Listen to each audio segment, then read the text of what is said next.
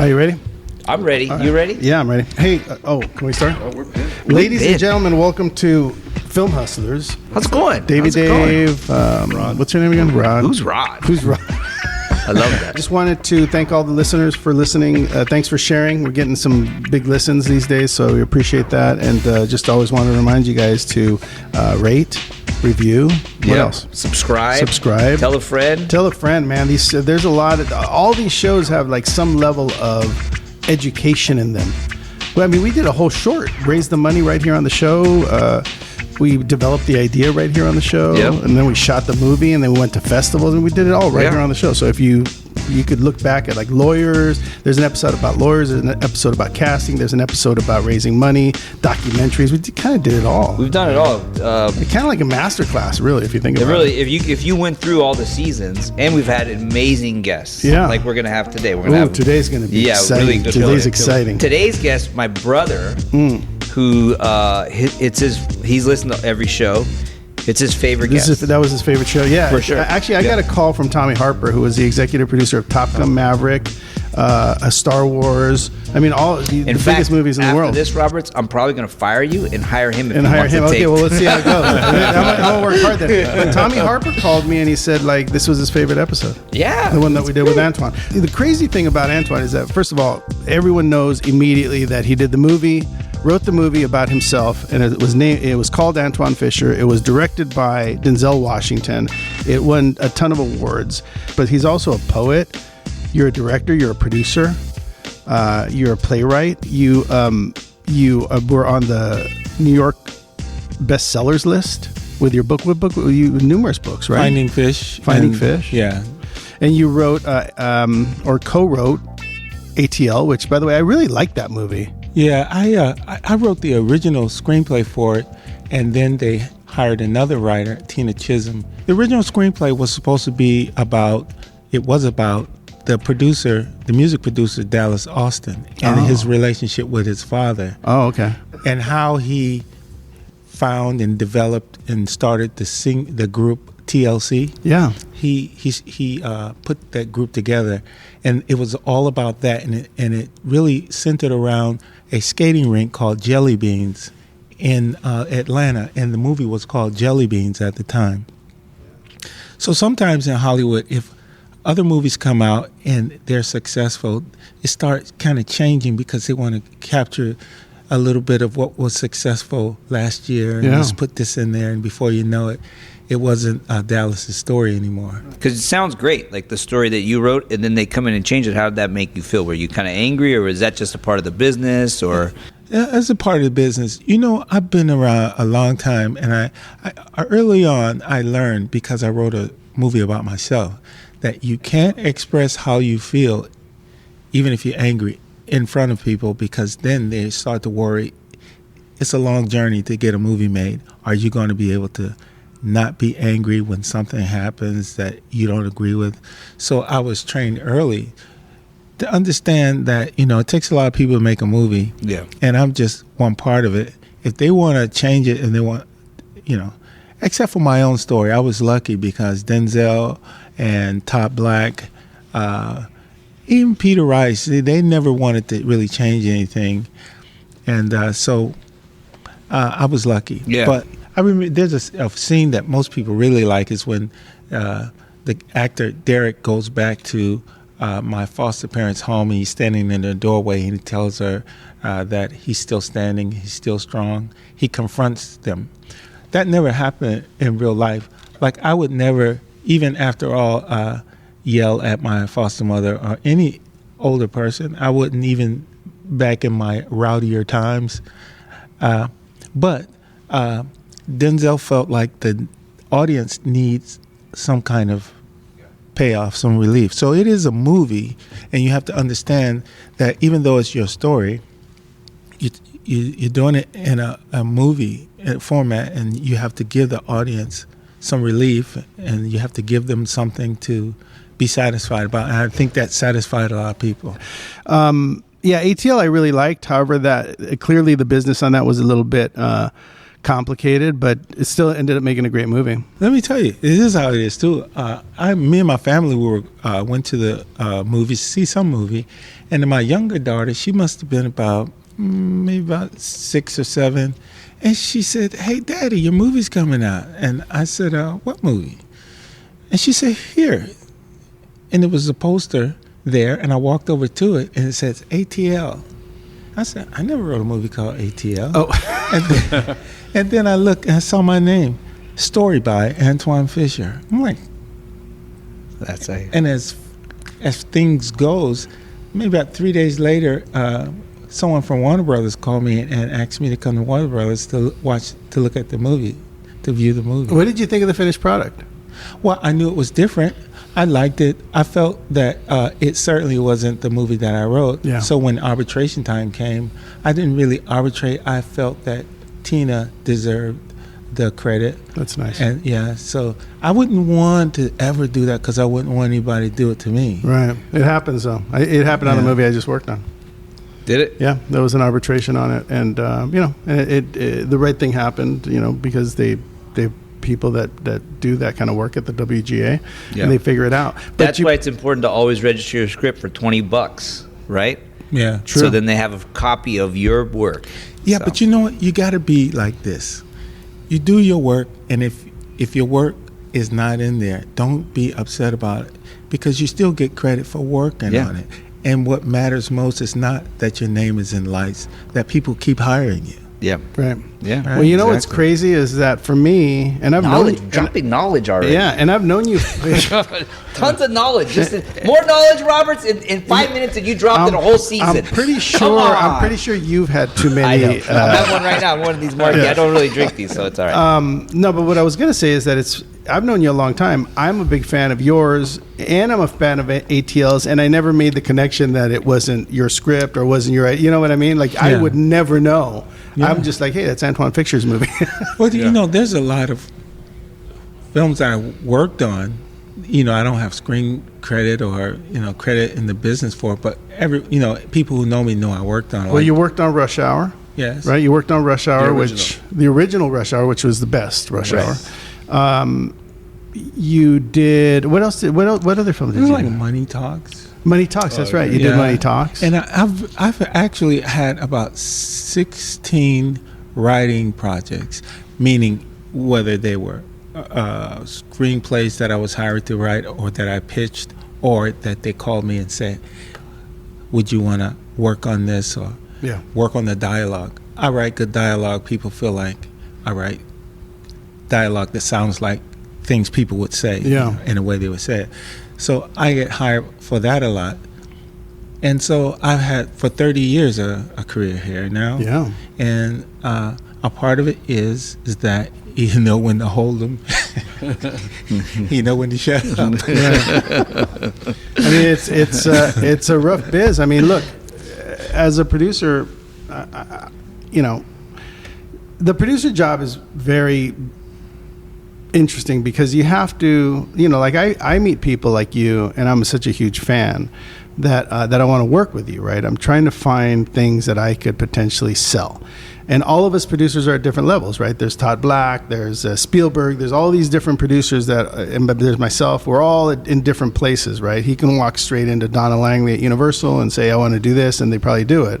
I, on the other hand, have to be very creative, and I have to figure out what the studios are looking for, make sure my contacts, I understand what they're looking for. Then I have to find you, and I have to find a way to pitch the right thing so that we can make a project. But I mean, my goal is always to work with great writers. I'd like to work, I've been trying, and I will continue to try to work with you, and hopefully we get to do something together someday. But it is a very delicate dance, Yeah. It's almost, we talk about it on the show all the time. It's timing, right, David? Yeah. Always timing, man. Yeah, always. Yeah, and if you are late getting out of the gate by the time you finish with your project, things have changed, and they don't want that anymore. Right? Is that crazy? Yeah, that's the worst. Well, you can't hang on to a project that long, right? You gotta know when to fold them too, right? You were just singing that song, but it's true. I mean, it's a complicated business, but it's interesting because every time I mention your name, everyone knows who you are. Everyone knows your movie. It's considered one of the greatest like biopics made. right? Because it's about you. It's drama that has a lot of heart and that touched a lot of people because a lot of people related to your story. You had a lot of stuff going on in that story in your life. So I think that that'll always be a classic. People always remember it for sure. I think because some of the issues that I had as a kid still go on, and so people discover it and it's relevant still. Yeah, we were talking about it before we we started recording, but like the idea that you were homeless at some point and you decided that the best idea was to join the Navy. It sounds like when I read it today off of your bio, I thought, wow, that's a great idea. What a great idea. It came in a flash because I was walking down the street. I was in Maple Heights and walking down Maple Heights Boulevard in Ohio and, outside of Cleveland. And I saw this sign that said, join the Navy and see the world. And the sign was out there and there was a sailor holding a little boy's hand and they were looking at this old wooden ship, like an old sailing ship, a tall ship. And it just came to me. I'm gonna try to join the Navy. And I went in, and that was the beginning of the best choices that I made for myself, at least at that time, that I could have made. That's amazing. And is it true that it was like Christmas or something? It was 2 days before Christmas. 2 days before Christmas. I was like, I told my wife that it was 42 years on the 23rd. I said, hey, it was 42 years ago I walked in that recruiting office. And my life changed after that. From being in the Navy to being a prison guard at a federal prison to being a security guard on the Sony Pictures studio lot. And then I became a writer. I had like 3 jobs in my life. Yeah, that's amazing. It's an amazing story. I think it goes to show you that, and we talk about it a lot on the show. Your path it's different for all of us, right? Well, you had never 4 jobs know. because you were a DJ in the Navy. Were you a DJ? Well, I was a DJ in high school. Oh, okay. Oh, was it high school? Yeah. Oh, you were junior high. Yeah. Junior high. Did you do? I thought you did poetry. Well, didn't you read? Well, I wrote poems for some of the guys. That's what it was. That's on what the it was. ship. Yeah. So really, you had 4 jobs. You were already a poet. I was making money, $5. That's you making money. Yeah. It's a job. Yeah. Hey, that was when you can go to McDonald's, go to a movie, put gas in your car for $20. Yeah. Now a Big Mac meal is $15. Well, it's $30 when you ordered it off of. Why would you order a Big Mac? Uber Eats. What's the matter with you? It's Robert? not me. I would never do that. My son. $30. $30. Oh my God. Okay. I think I'm going to go backwards and just say it's possible that he gets the deal. Like, the young people know how to find that deal, find the coupon. But I swear it's like $30 to order a Big Mac meal if you order it from Uber Eats. Yeah, for sure. It is. Yeah, it is, right? How do you know? If you blaming me and you're saying I order, Because you order. it's How so do you know? crazy. I would never do something Yeah, I would like never that. do. You're like, I looked at it and I would never order Yes. that. I don't want to spend a lot of time on all your past because we covered it a lot and people want to listen to it. We did a whole show back. that's incredible on your whole the whole beginnings of your career, which is remarkable, and I highly recommend you check it out. But I want to talk about what you're doing in your future because a lot of people that listen to the show are going to eventually be directors, are going to be writers. They're going to do probably not their Antwone Fisher, but maybe, you never know, they're going to do that movie that's going to change their lives. But like now that you've been in the business all these years, you've worked with the best producers, the best studios, you've worked with Will Smith. ATL was with Will Smith, right? That's amazing. Yeah. And you worked with Denzel. Clearly you could end a career now and be like, I did okay. That was a good life. But like, what's next? Like, what do you think about when you're at home and you think about all these great things you've done? What do you think about doing, next? Well, I learned too over time that, I would pitch stories and then studios or producers would call me and then I would get work that way, or directors or actors would say, "Oh, I want Antwone to write my dialogue."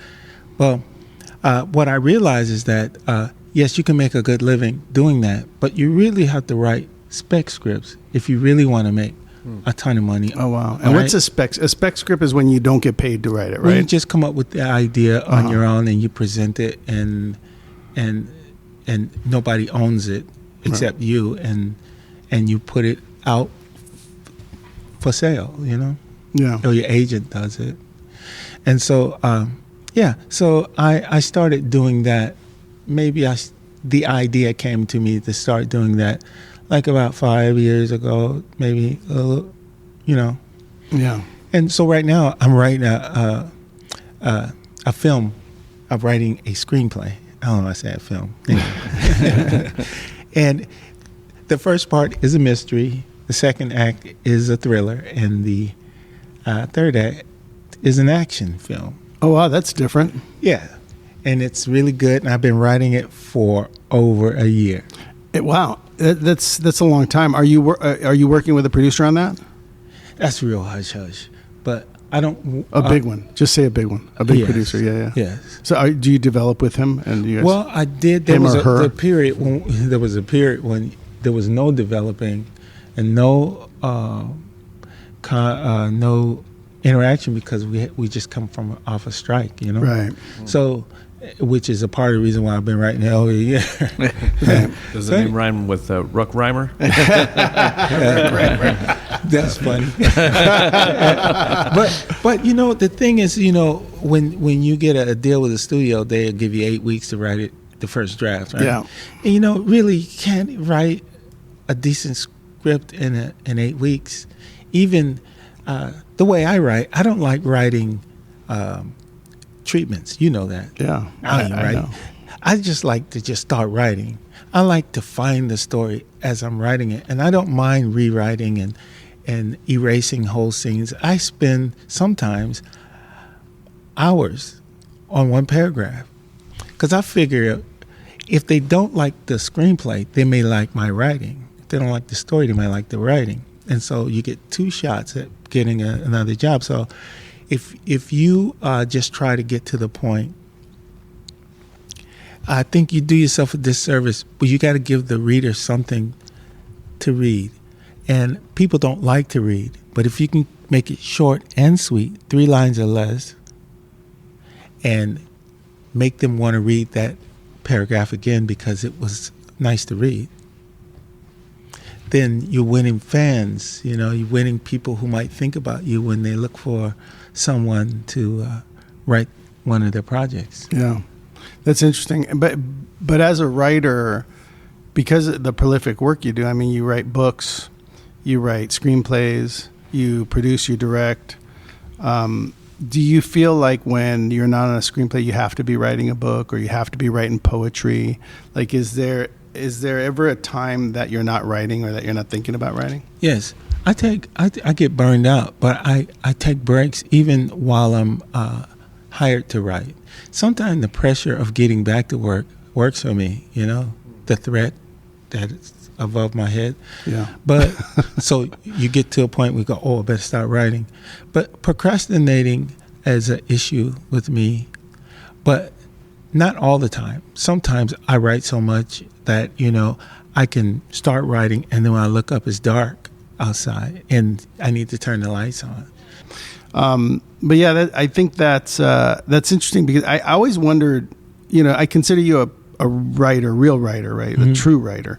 And I've known a few of them, right? And writers cannot not write. It's almost like part of their soul. Like they have to be putting stuff on paper to cleanse themselves, their minds, their history, all of that. And I find it fascinating. I'm not like that. I'd be super frustrated if I wrote 3 pages of something and then I threw it out.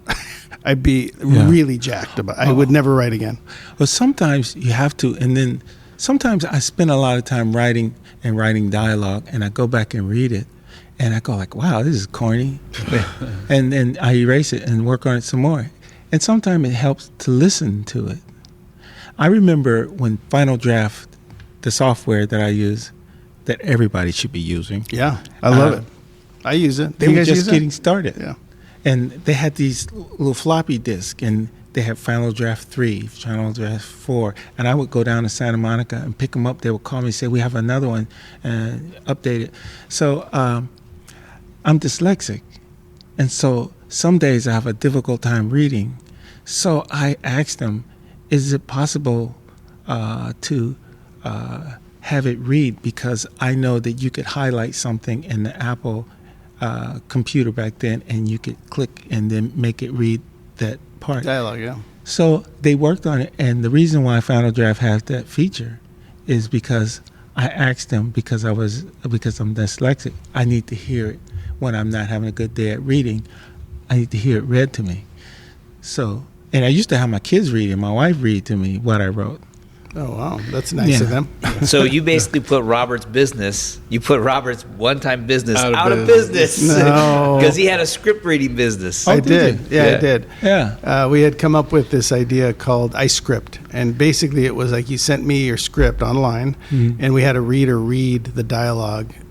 Pretty good actors, too. They were always pretty good actors. I remember that. Yeah, I did that for a while. I may have done one of your scripts. I'm not you sure. Did. I did, yeah. Yeah. I thought they were pretty good. Oh, the training day too. Yeah. But You yeah, were Training Day too? Training Day 2. There's a sequel to Training Day. They never made it, though. Oh, really? But, yeah. Maybe we should make it.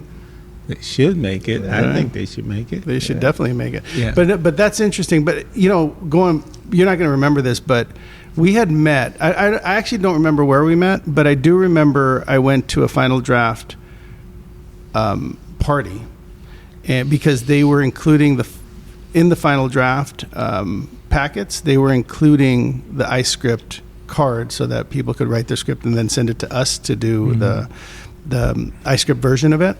But I was there, and you were there, and you were giving out some sort of award for like $25,000 or something like that. People were winning money for some sort of contest. That Big Break. The Big Break. That's right. Yeah. We reconnected there. But what is the Big Break? What is that?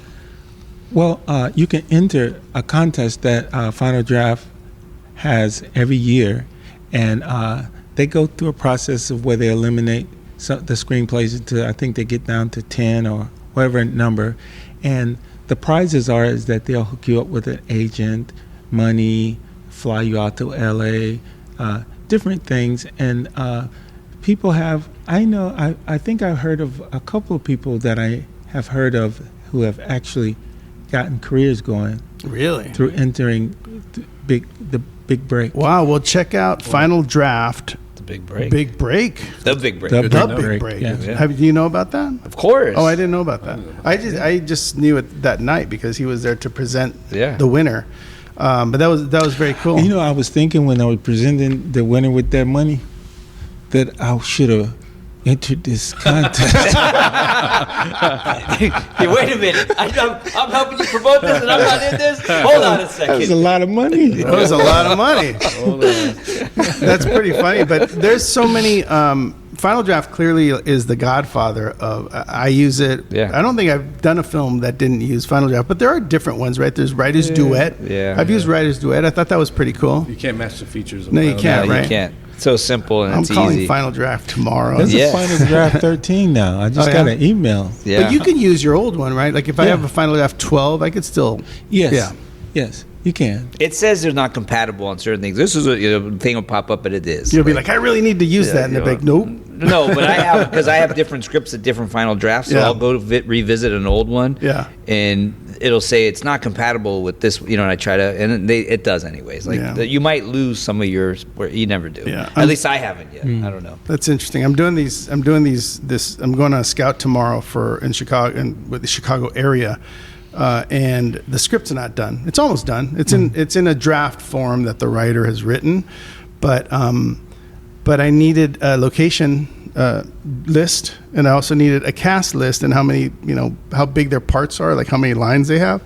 And he was like, "Oh, I can get you that." So he sent me out of Final Draft. There's, I guess, you can run a report and tell you how many actors are in it, what they're saying, how many lines they have, and it gave me a detailed location list, so I know exactly what the locations are. You could pull just dialogue out to see how long you know what I mean? If you have to cut your script down, you could just pull the dialogue. And, your 117 will go down to like 87. And you're like, oh, okay, cool. There's so many features on it that's great. Like, it's the best program to write on. Yeah, and you can generate any type of program on Final Draft. Pretty cool. Yeah. Do they still give you Final Draft? Yeah. Really? Yeah. See, that's how big you are. Big writers, big writers with big awards, with big movies. That's funny. Get final draft. That's funny. Get final draft. He's gonna enter that contest. You under make it sound A-Fish. like I got to deal with Nike. You know, Yeah, like I know. Well, you're starting to wonder why they're not paying you now, I'm sure. Wait a minute, they should be paying. You know, there's a lot of writers that's come along. And, you know, that's the thing about Los Angeles. Some of the most talented people in the world show up here to write, act, direct, and do all that. So it's not easy staying in the business because I've been around long enough to see executives change, agents disappear, and other writers like myself and actors, you know, they get older and they can't work anymore because the public likes that look and that nothing's funny anymore, or they're grandparents now and nothing's funny. So how to stay in when everybody is different? Like when I first started, I come in and I was just a kid, and you know, and then now I come in and, you know, I'm Mr. Fisher now. When I come in, everybody stands up. I'm like, before, you know, I got little grays going on here. You know? So, but I see how it goes. You have to be really good, and people have to like you.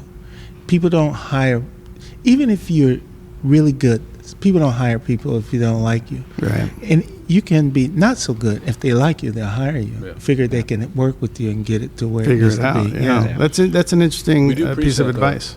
We do preach that you got to be likable on the show. Yeah, absolutely. You got to be likable. You got to work hard. Like I was telling my son the other day, I said, "Look, you don't have to go to school." I go, but let me tell you this: school will prepare you, but no matter what you think is going to happen, imagine you're at the Olympics and you're walking up to that line with 16 other runners. I go, that's your life. Forget that they're running. Think about your life. What are you doing? Mm-hmm. Because you're stepping up to that line with 16 other dudes or girls, and what are you going to give? They're going to blow the gun. You're going to start running, and you're going to be like, oh, well, maybe I should have trained a little bit. Maybe I should have worked out a little bit. Maybe I should have dieted a little bit. Maybe I should have worked harder. And it doesn't matter that I'm giving you a metaphor. It matters that how ready are you going to be when you step to the line. It doesn't matter if you go to school or not, but how ready are you going to be? Yeah. And I believe that. Yeah. You know, Christopher Nolan said it's not, I think it was Christopher Nolan. Writers, he didn't go to film school. No, he didn't go to film school. He couldn't get in. He just couldn't get in. That's right. That writers are different than athletes, where they get better with age. Yes. Do you believe that? Absolutely. Yeah. Because you know more. Well, you have to. I feel like you know more about life and about feelings. Yeah. I think that I think that you know, the more pain you have, the more you've had a chance to laugh, more people you got to meet, and I just think that you should get better as you get older because you have more to say. Unfortunately, not a lot of young people want to hear anything you got to say when you get older. That's true. Like you know everything. Yeah. Yeah, but I do feel that, when you get older, you should be better at it. And I feel like I've gotten better because I've decided to not write in any kind of vernacular. I decided that, you know, just write in the King's English, right? So no matter who's reading it, they're going to understand it. When I started, I used to write in the Black vernacular, and because it was cool to do it, and it was acceptable, and even kind of wanted you to do it. But as I grew older and those times changed, and I started thinking, you know, you had better write the way, just so whoever reads it can read it and understand it. So if this is an Italian guy, he's a character, you don't try to write the script, his dialogue, like you think Italian people sound, because they'll probably be insulting. So just write it in plain English. That makes sense. Yeah. Mention that he's Italian, let the actors and the director decide. There's a problem with writers. They try to direct the movie in the writing. I try to tell actors what to do. Tell the director what to do with the camera, and sometimes you have to do some things just to explain it, what your vision is for the scene.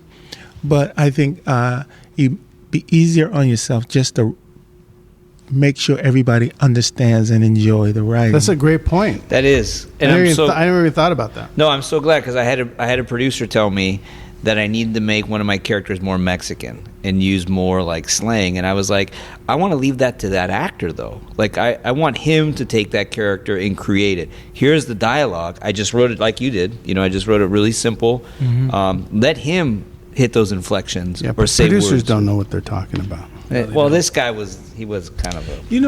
This is the thing. It wasn't you, by the way. It was somebody else. I was thinking about producers. The thing is, I have producers credit, one good one, but I don't feel I could ever really produce a movie like, yes, I was a co-producer on Antwone Fisher, and I have a credit somewhere else. But anyway, I just feel that sometimes you can't infringe on other people's domain. Like, I'm a writer, and nobody's gonna say, well, Antwone is not a writer, he's a producer. They're gonna say Antwone's not a producer, he's a writer. He's not a director. Even though he's done that, he's a writer. I'm a writer. I've done some other things, but I would never go on a movie set and stand next to the director and suggest anything, or come in a room where the producer even ask me what I think about this, and then try to get in on the conversation and try to, participate as if I have some, you got to focus on something. If you're going to be, not everybody can do that, be everything well. There's a lot of good knowledge. The last thing, before we go, I want to talk about extrememusic.com. They're our partners. They're been with us from day one. They're an amazing music library. I use them for everything. We use them for everything we do. Every movie we do, every short we do, everything. I even just used them for the Casa Mexico tequila commercial. Oh, nice. Yeah, the song that's in there is their song, or from one of their composers. But they're great. They're wonderful. You got to check them out. Amazing library for anything, any content you're creating, whether it's a movie or a commercial or Instagram post. No, you can't do that. But I guess you can. You could. but we want to make them some money. That's the whole point, right? So if you've got money and a budget, give them a call. And they're them out. flexible. They are flexible. You can negotiate. You can negotiate. So don't think you got to spend thousands and thousands of dollars. Or hundreds of thousands. But yeah, you can check them out. Extrememusic.com. Russ Emanuel's the man. They're really cool, and we're really proud to be associated with them. Anyway, speaking of impactful, we got something to talk to you about off air. That's right. This could be the beginning of a beautiful friendship. Thing. You guys found a gold mine. Anyway, thanks for listening to Film Hustlers. We're going to see you next week. We got to have Antwone back on a third time after this. There's more to be said. Hey, he's got to get a jacket next time. 3 times. A leather jacket? 3 times. Yeah. Oh, yeah, right.